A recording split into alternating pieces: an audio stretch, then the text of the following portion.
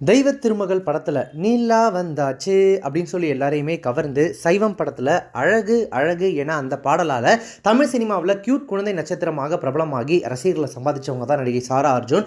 சமீபத்தில் பொன்னியின் செல்வன் திரைப்படத்தில் கூட நடிகை ஐஸ்வர்யா ராயினுடைய இளம் வயது கதாபாத்திரத்தில் நடிச்சிருந்தாங்க.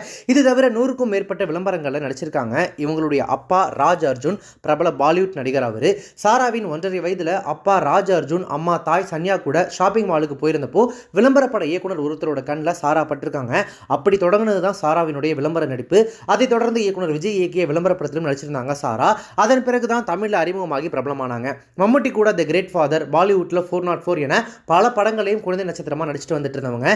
பெரிய பொண்ணானதுக்கு அப்புறமா இயக்குனர் ஆவது தான் என்னுடைய கனவு, இப்பொழுதே கதை எழுத ஆரம்பிச்சிட்டேன் அப்படின்லாம் சொல்லி குழந்தையா இருக்கும்போது கியூட்டா பேட்டிலாம் கொடுத்திருந்தாங்க.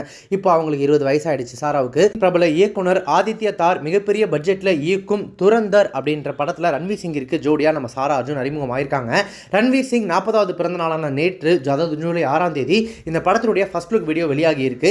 இந்த படத்தில் ஆர் மாதவன், சஞ்சய் தத் உள்பட பல நட்சத்திரங்கள் நடிச்சிருக்காங்க. ஆக்ஷன் த்ரில்லராக உருவாகி இருக்கக்கூடிய இந்த திரைப்படம் டிசம்பர் 5ஆம் தேதி தியேட்டர்ஸ்ல வெளியாகி இருக்கு.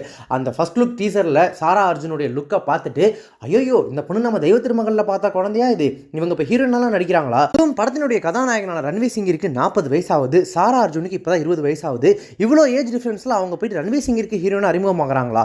அதுவும் பார்த்தீங்கன்னா இந்த படத்தினுடைய ஷூட்டிங் நடக்கும்போது அவங்களுக்கு வெறும் 18 வயசு தான். தெய்வ திருமகள், சைவம் மாதிரியான படங்களை நம்ம குழந்தை நட்சத்திரமா பார்த்தா அவங்க வளர்ந்து இன்னைக்கு பாலிவுட்ல ஹீரோயினா அறிமுகமாகறாங்க அப்படின்றத ரசிகர்களால் ஏற்றுக்க முடியல. அப்படின்னு இருந்தாலுமே கூட அவங்களுடைய அந்த பாலிவுட் என்ட்ரியை நினைச்சு ரசிகர்கள் சந்தோஷமா தான் இருக்காங்க.